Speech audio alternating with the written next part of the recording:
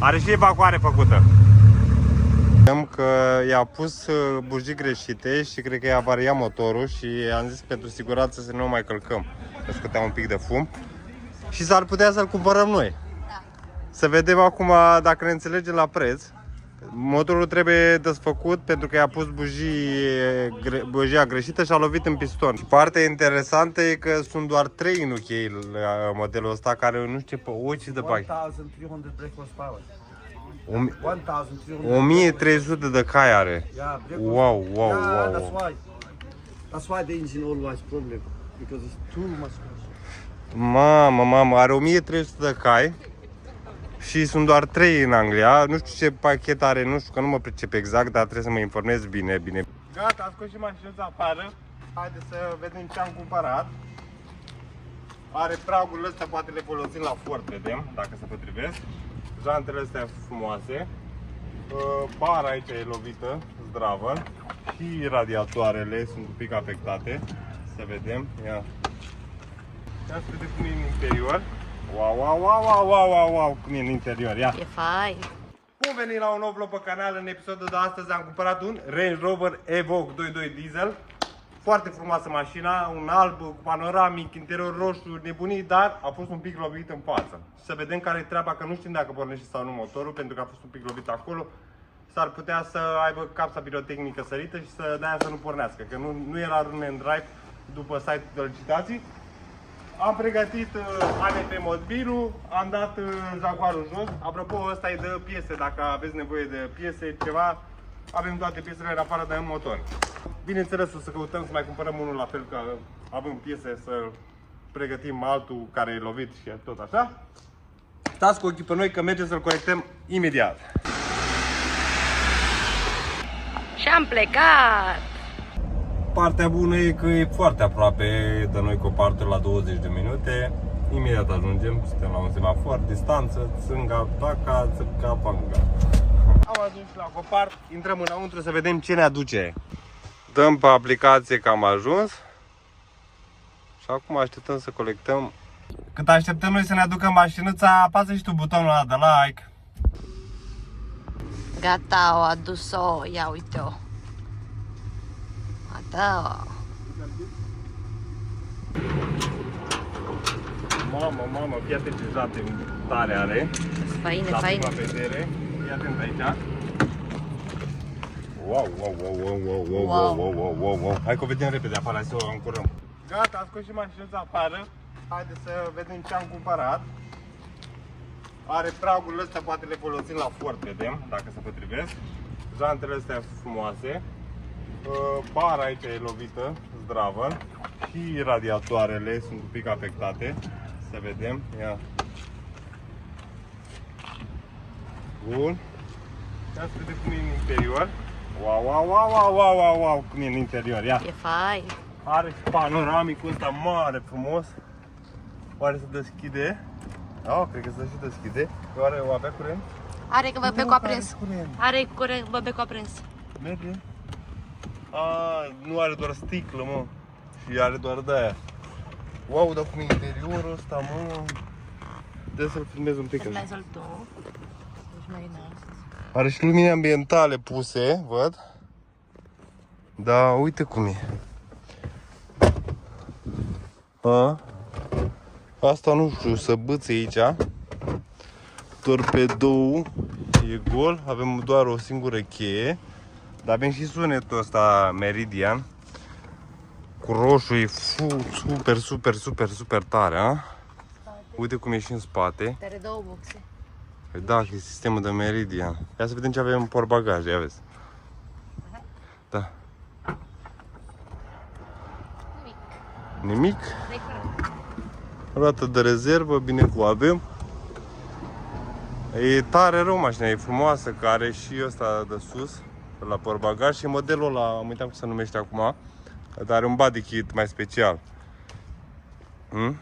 Pe partea asta arată bine. Doar asta trebuie să o prindem, uite, are și camere 360. Bara oricum cred că trebuie înlocuită. Un pic are radiatoarele. Sunt tare curios dacă pornește, mă. Așa.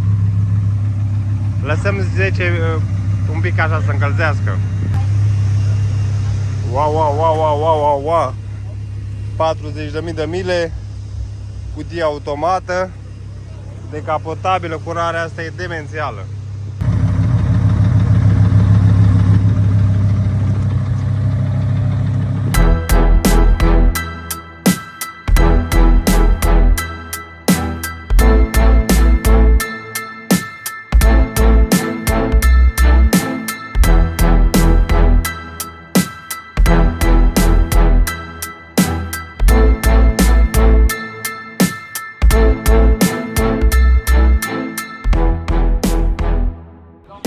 Ideea e că n-am mai putut să-i mai dăm, că i-a pus bujii greșite și cred că i-a variat motorul și am zis pentru siguranță să nu mai călcăm, că scotea un pic de fum și s-ar putea să-l cumpărăm noi. Da. Să vedem acum dacă ne înțelegem la preț. Motorul trebuie desfăcut pentru că i-a pus bujia greșită și a lovit în piston, ceva s-a întâmplat și face presiune acum multă, nu știu ce se întâmplă exact, scoate fum, nu mai pornește. Nu știu ce i-a făcut ei, că i-a pus bujii așa, dar s-ar putea, dacă ne înțelege la un preț, îl luăm să reparăm. Nu știu, să vedem dacă ne-l dă la un preț bun, ar merita, zic eu. Primul supercar, adevărat, am mai avut un M4, dar nu se compară cu ăsta. Uite ce jante are, super tare cu școlantul ăsta, motorul aici în spate, ăla de Lamborghini. Super tare, aici are modificare cu dompai făcută direct din turbine. S-aude excepțional. Dar na, s-a greșit montând bujii greșite pe el, din păcate. Na. Să vedem. Voi ce zice? Ce părere aveți? Să-l cumpărăm sau să nu? Dacă ne dă la un super preț, poate îl luăm. Și partea interesantă e că sunt doar 3 în UK la modelul ăsta, care nu știu ce pe ochi de pac. 1,300 brake horsepower. 1300 de cai are. Wow. That's why the engine always problem, because it's too much pressure. Mamă, are 1300 de cai și sunt doar 3 în Anglia. Nu știu ce pachet are, nu știu, că nu mă pricep exact, dar trebuie să mă informez bine de tot, să-mi fac calculele bine. Îmi place la nebunie mașina asta, eu vă zic. Uite cum arată, n-ai ce să... Da, la fel ca un avion. Da. This Spark looks single for 1,300 brake horsepower, no good. No good, the pressure come on. Da. Sometimes he push, people in half stopers, they hear the sound. Yes, But very now it's misfire. No good. misfire, yeah. It's no good. If you push too much, bump engine. Yes, yes. But before it was very good, no problem, nothing. It's loud. Pop, pop, pop, pop, pop. Boom, boom, boom, boom, Boom, boom. pops and bang maybe. This spin like this, very fast, very fast. It's the best car. But after you put a double turbo, this car to put. And plug, bougie, Look bent. Like bent, this. yeah. Then 1 week, 2 times change the plug. You take out, bent like this. Yeah, it's not good. Problem. Too much pressure this car is. You need a strong. Strong. Yeah. And you need to stay strong here on the pockets. Hai să vedem cum ne înțelege, cum ne socotim. Băieții sunt aici, să ne gândim bine rău de tot dacă o luăm sau nu. Că va fi de muncă bine rău de tot cu ea. Na, ne trebuie și elevatorul să-l ridicăm sus, să-l coborâm cu totul motorul. Va fi de muncă dacă vrem să-l luăm, dar dacă ne înțelegem la bani, dacă ne lasă la bani ok, să fie o super afacere, luăm, dacă nu, nu. Oricum costă o grămadă de bani mașina asta.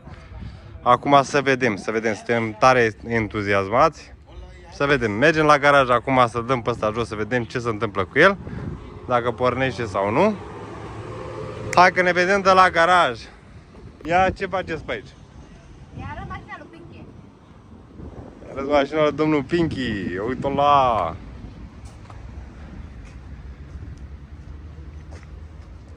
Ne face el rost de piese de la e Imediat le caută, mă, le găsești imediat, instantaneu. Păi Pinky is the best. You bring a part, I fix for you 1 hour. Yes, it's very easy this. Yeah, bring 1 hour me fix because me have chain. Ah, Me yeah. have chain, put in the chassis. Ah, Tuck. Yeah, pull, put nice bumper. Me half hour, bring part half for me, this car ready. very, thank Yeah, you. we do it free for you, no problem. Zice ca să tragem ăla, unde e lovit în față un pic acolo. There's need one fog light as well, that side. Yeah, And yeah, one- yeah. and That this- one is broken. Yeah, and the grip. that way. Yeah, I can found the piece. I don't think This so. one. You can found on eBay. This one is okay anyway. This no problem. Yes, yes. You after you put here, screw. Tip, tip. Yes, yes, Yeah. yes. But only bring this. Only the front bumper. Yeah, this one you can fix as well. This one staple. Tup, I have a staple. special for Like plastic. this. Yeah, Yeah. there. Tup, tup, I have. tup, and then little bit touch. Yes, yes, yes, yes. Ok, hai să mergem la garaj, iubirea mea. Hai da. Și am ajuns și la garaj. Și o băgăm și pe ea în curticică. Da. Ia uite cum intră ea pe poartă aici, da. Pe parchează domnul Anepe. Înainte să-l băgăm în garaj, ca de obicei, facem calculele. Cât am dat pe mașină, cât vom băga, ce taxe am plătit la copart. Range Rover l-am câștigat cu 975. 975. Și au mai fost taxele 390 și... 390. 390, da. Și total ar veni 1365. Plus motorină 30. Nu motorina, a fost asigurarea. Asigurarea, scuze-mă. Asigurarea 30, că o facem și noi pe o oră, două, cât avem nevoie. Și motorina nu mai pune, că a fost Nu mai foarte pune, aproape. am avut. Da, ca ăsta e deocamdată și să vedem cât vom mai cheltui cu ea de acum Avem înainte. ceva, pentru că Avem, facem avem, o da. Față, tot. Așa? Da, da. Hai să o dăm jos, să o băgăm în garaj! Nu aș vrea să-l pornesc, îl dăm pe liber. Ia să vedem dacă iese pe liber în prima dată. Punem contactul. Apăs frâna maxim. Plusul de aici 10 secunde și ar trebui să iasă asta afară. Să vedem dacă se întâmplă ceva. 10 secunde cred că au trecut, dar nu? Ba da. Uite că iese. Îl scoatem pe liber. Dăm frâna de mână jos, dacă e. Bun. Și acum a plecat. Și o dăm jos acum. Hopa, dai, că e bine. Stai că... Mai împinge un pic.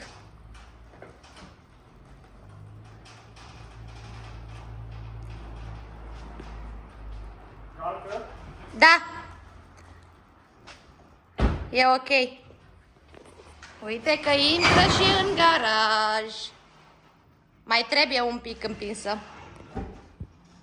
Ce mică e față de Ford, da? Aici ajung eu, ce ai? Dar e frumos, vezi ce înseamnă negru sus? Da. Toată partea asta. Aici e plină de praf, dar e negru tot. O să te pun pe tine la volan, o să scoatem pe liber și o să împingă din față. Ca să o dăm până în spate aici. Da? Da. Haide să trecem la treabă. Hai sus de luță de marin. Uite, s-a oprit și lumina ambientală. Ce trebuie să fac? Calci frâna tare. Hai la alt. Piciorul drept, dragoste. Eu nu pot cu drept. Așa. Și să dai frâna de mână jos când o să spun eu. Da. O dau așa. Apai și pe el în jos, așa. Dar stai că acum filmăm imediat ca să împing eu din față. Da, apăs frâna. Am dat. E jos. Cred. Nu. Gata.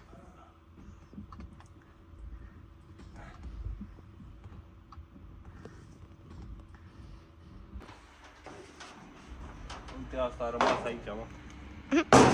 Dezmembra, mă, înainte să o băgăm în garaj, mă. Nu pot să o împing. Nu pot, e foarte grea. O să pornim un pic. Vedem dacă pornește. Am Ventilatoarele. Distrus un pic. S-ar putea să facă gălăgie. Da, e ok, e dragul. Hai să vedem ce. Hai să vedem uleiul. Că asta are joje. Bun, ulei are. Apă. Apă are. Bun. Ia telefonul. De ok, să vedem ce se întâmplă, mă. Așa, îi dai una scurtă, dacă e ceva, o oprești imediat, da? Ține frâna asta. Opa, oprește. Oprește. Aia, apasă pe buton. Apasă frâna. Bun. Sau de urât rău. Sau de loc că e urât? A? Nu merge oprit. Bun, ia mai de o dată.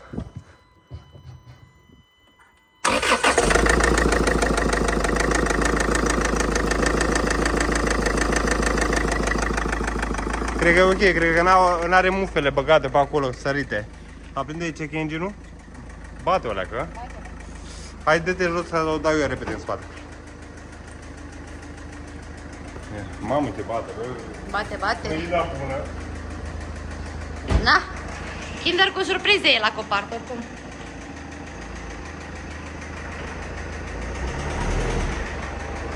Mai dai un pic? Gata. Mamă, ce se aude. Wow. Are și noxe. Ce miros de noxe. O fi lovit-o intenționat pentru asigurare, mă? Eu cred că au lovit-o intenționat pentru asigurare, orice posibil. Sau se aude din cauză. Sau poate de acolo atingi ventilatorul? Cred că e motorul. Nu sună deloc bine. Uite, unul de ăsta pe aici sărit. Ia să vedem prima fază uleiului. Să ne vedeți cum o dată uleiul la ea. Vedem de ce se aude. Nici nu saturează. Ia să vedem. Sau probabil... Are ulei, mă. Are ulei. Admisia o fi spart de acolo intercoolerul. Aici e ok. Să trebuie desfăcut din șuruburi. Păi șurubul sau să învârte ventilatorul, mă, dragul. Ia mai de ok, e scurtă să-l auzim.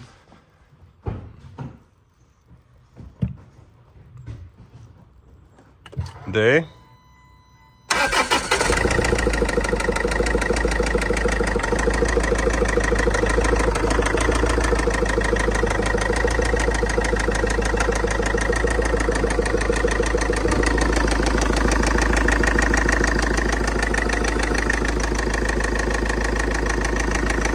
Lănțănește un pic, oprește-o.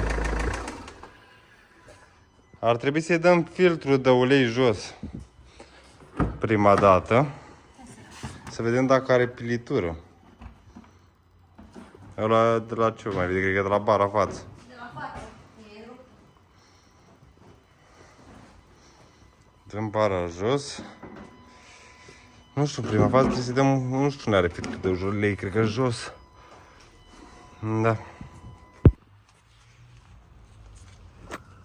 Uite, are și intercoolerul ăsta rupt, vezi? El de-aia nu se turează acum. Și uite ce aici. Și ulei. Un pic curăcitor de ulei ăsta, nu? Și mai are ulei. Vedem, dăm jos și Nu, cred că doar de aia, doar e umezit așa. Hai să vedem, să desfacem filtrul. Prima dată să dăm bara jos de față. A zice să nu tragem concluzii pripite. Hai să dăm prima dată bara față jos. Scoatem și intercoolerul, radiatoarele, să vedem care e treaba acolo. În primul rând desfac grila asta. Are niște clipuri de astea.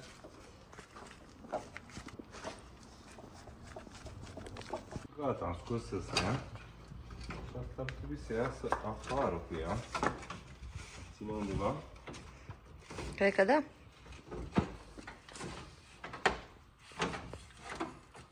O doar clip, nu? Gata. Punem deoparte, deci asta nu ne putea. Bun. Și acum astea toate.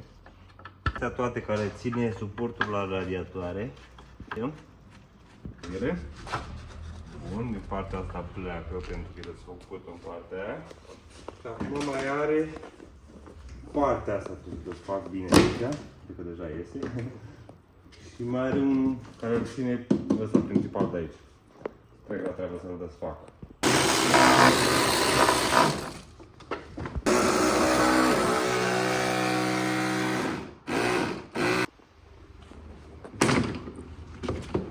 Clemă aici, urât pe rândul tu. Nu-i clemă, e de la clips, de la urât. Oricum bara trebuie să o schimbăm. Opa! Ăsta ține foarte tare. Bun. Un pic mai avem câteva pe dedesubt. Partea asta trebuie să facem cablajul de la camera 360. Să iasă. Uite de ceva. Nu iese.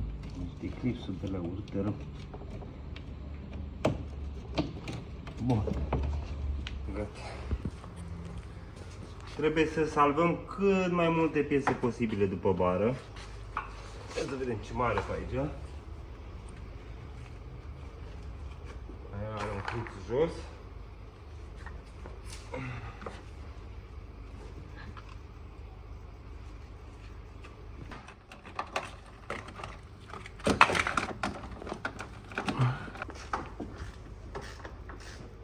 Bun, am făcut. Opa! Aici e spălat, dragostea mea.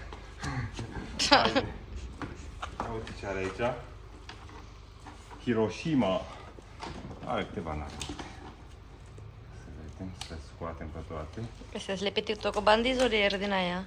Ca la celălalt Evoc. Nu, cred că da, că e același tip de același standard, vorba aia. Bine, măcar că pornește aici. Acum să nu fie problema la motor. Bun, bun, bun, bun. Ce mai ținem? Are un clip aici. Mai are un clip acolo. Bine, da. Gata.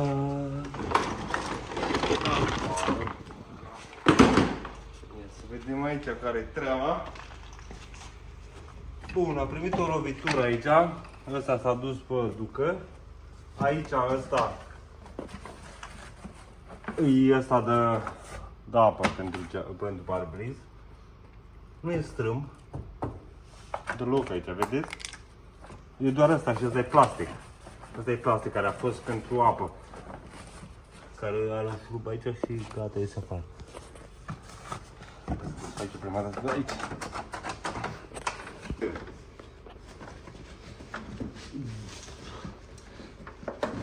Pe nu te șurub? A? Merge așa?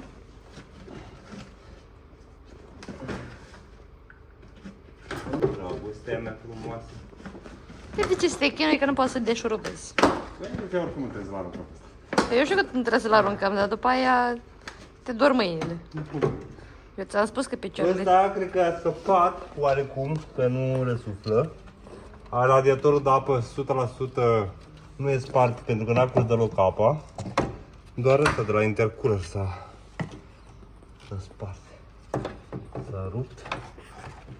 Asta e senzor. Afară. Vezi că are un clips înăuntru. Gata, am făcut. Dar priviți voi că nu e doar aici, a fost doar Zgâriat. zgâriat, atâta. Ăsta e perfect drept. Asta e bine. E bine, bine, da. Doar că nu știu care-i treaba, de ce motorul face urât. O fi intrat ceva la motor? Nu știu. Nu are de ce. Asta să-l dăm cumva afară. Mamă, ce pe tine. Hai să spălați. Of. Aici,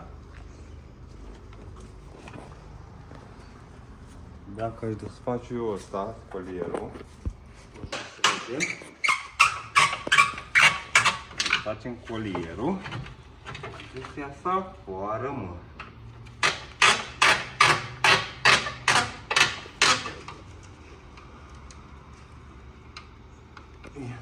Oare avem de la Jaguar celălalt intercoolerul? Sai, nu știu. Pentru piese? Cine se mă afară, mă? Cred că l-avem în portbagaj ce aveam. Nu știu, să ne uităm. Nu știu dacă avem parcă ceva radiatoare, dar nu știu dacă avem intercooler. Mă slăbesc de aici, mă. Eu prost.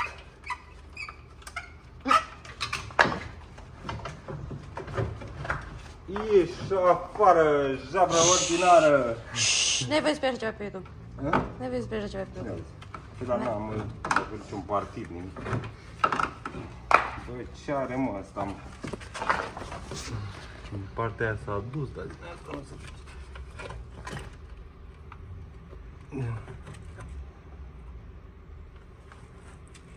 Cred că îmi găudesc furtunul eu, mă. Bun. Cât un pic. Gata. A ieșit afară. Băi, el nu e avariat. Doar un pic a sărit de aici, din ăsta. S-ar putea să ducem la centrul de la de reparație. Și ăsta de climă. Și radiatorul de apă, știi? Dar nu știu ce face urât motorul, aia e problema. Dacă se mai merită sau nu. Ia țin ceva pe aici? Nu știu. Țin aici. Este îngrămădit un pic. Ce? Bine că trebuie să dăm suporții ăștia. Hai să-i dăm jos mai bine, ca să avem spațiu. Nu cred că le dau acum. Bine.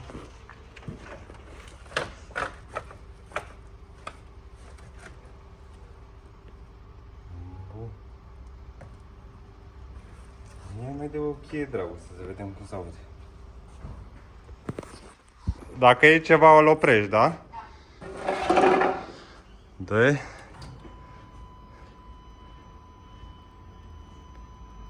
Dă-i.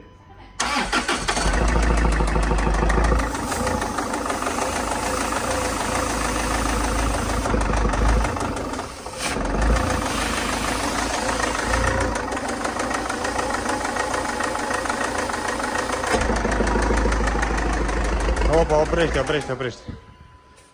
Bă, cred că e ok, cred că s-aude așa că e intercoolerul scos. Ha? Că ai văzut că n-am pus mâna, nu prea se mai auze. Nu vreți să mai auzea și mă gândesc cum sunt toate ele împinse. Nu, n-are, că nu lovește aici, e spațiu ca la balamuc. Ăla n-ar fi nicio problemă, știi? Dar ia să vedem dacă... Unde ai zis că avem un Jaguar?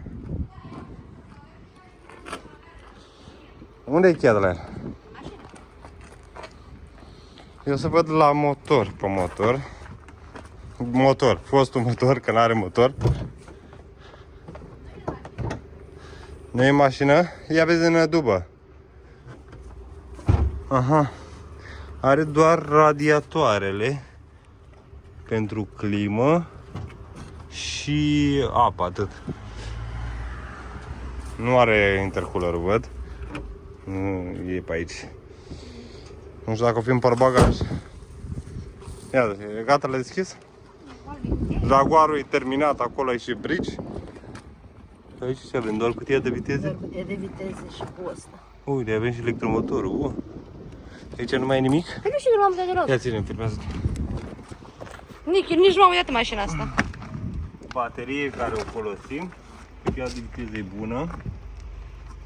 Mașina asta s-a luat doar pentru motor, să pună pe un Range Rover. Range Rover de care? Velar. Velar. 2.0 la probleme și de-aia. N-avem. Ce facem? Dăm comandă. E cine mai aici adus sudează în aluminiu și face, cred că le ducem la... Cred că ducem la... da. Și...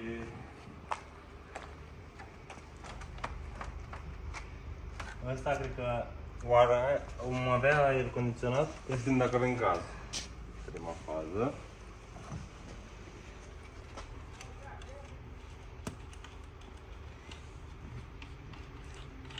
Dacă gaz mai avem sau nu. Hai să vedem dacă mai avem gaz. Vezi că se sare pe telefon. Bă, avem de asta, după acum e bine. Dacă sare și gaz e perfect. Aho. Da, vine și gaz. Bun. Uite. Da. Uite, s-a văzut. Puh. E plin. Cu gaz. Bă, cu toate că el e ok. Doar că s-a strâmbat un pic de aici. Dacă vedeți voi, dacă vine la fel mai aproape. Hai să mă duc. Pe o Doar piesă. s-a strâmbat de aici, că în rest el e ok. Și un pic s-a rupt suportul ăsta. Dar... Că ăsta de apă, cred că e ok. El oricum vine așa vine el din fabrică. Doar că aici... Cred că nici nu mai schimbăm dragoste. Doar îl tragem un pic mai așa. Ca să nu pierdem nici și gazul, știi? Da. Că nici ăsta apa n-a pierdut deloc. N-a pierdut apa deloc. Suportul îi facem o prindere. Dar ăsta să-l ducem să repare. Plasticul ăsta cum nu-l mai facem noi? Că e rupt. Asta e rupt. Dăm comandă. Nu, cred că trebuie să cumpărăm altul, dragoste. Păi dăm comandă. Luăm altul. Dăm comandă, da. Ia. Mi s-a părut că e ok. Dacă n-ai ținut acolo mâna, Asta zic, da. nu s-a mai auzit. Sau pentru că merge urât motorul, știi? Tuc. Aia e prea mult, știi? M-am murdărit, m-am făcut ca porcul astăzi. Ești, cum ești?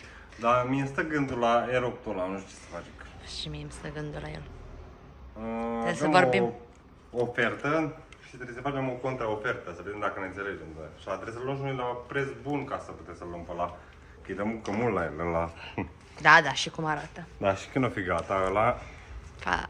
e ce trebuie, are și de ăsta acolant deja. Să 1300 de cai are. 1300 de cai. Pe ea, în avion. 3 în Anglia, știi? Dar să vedem dacă ne înțelegem la bani, aia contează. Să ne lasă, poate mai facem și noi o combinație, mai dăm 2 mașini, 3 mașini. Cam 3 mașini. Și pe asta, inclusiv asta. Inclusiv asta, inclusiv Să vedem, portofolio. Să vedem, că sunt și ăștia vagabonzi. Poate o dăm pe Kate, poate vrea și pe Kate. Aia eu pun în 50.000. Pe normal, Kate e Kate. Și mie îmi stă gândul la el, soptul ăla chiar era fain. Schimb mâine să vedem la dezmembră să luăm un intercooler direct. Că nu mai merge. Merge făcut, dar asta e spart de aici. E spart. Și ce să mai lipim, ce să mai facem? Nu, luăm unul nou.